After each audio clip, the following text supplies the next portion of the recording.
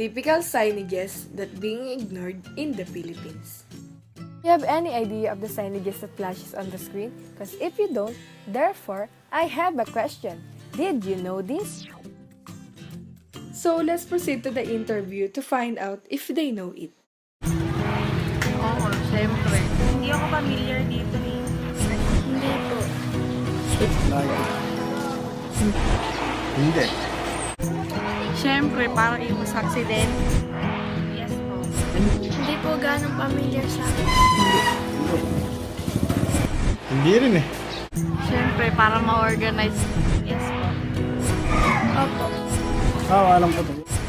Hindi rin eh. So let's proceed to the next question. Did you follow the rules?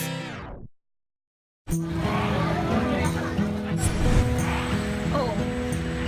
Hindi po. Hindi. Yes po.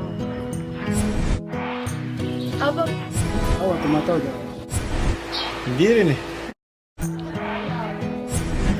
Opo, madalas. Minsan. Hindi.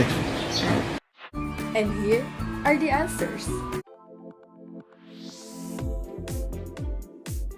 Clean-go or clean as you go is a practice commonly observed in some fast food chains and other public places to minimize risks to hygiene, health, and safety.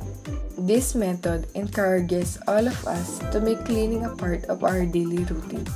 From the surface, table, or other equipment, we need to ensure that these are clean, hygienic, and clutter-free.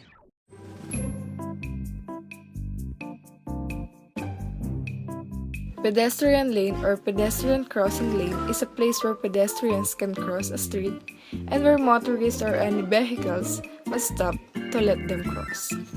If there is no footway, walk on the right-hand side of the road so you can see upcoming traffic. You should take extra care and be prepared to walk in a single file, especially on narrow roads or in poor light. Keep close to the side of the roads. Remember, stop, look, and listen before you cross the streets.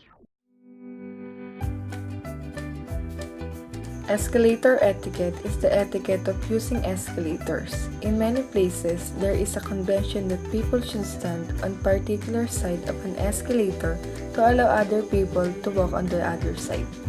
So when people approach an escalator, they will often just do what the person immediately ahead of them is doing. If the person in front of them walks, they walk. If the person in front of them stand, they stand. To avoid any disturbances, always remember that walk to the left and stand to the right. And here are the explanation. Signages is a design or using signs and symbols to communicate a message, especially to a specific group, usually for the purpose of marketing or any advocacy.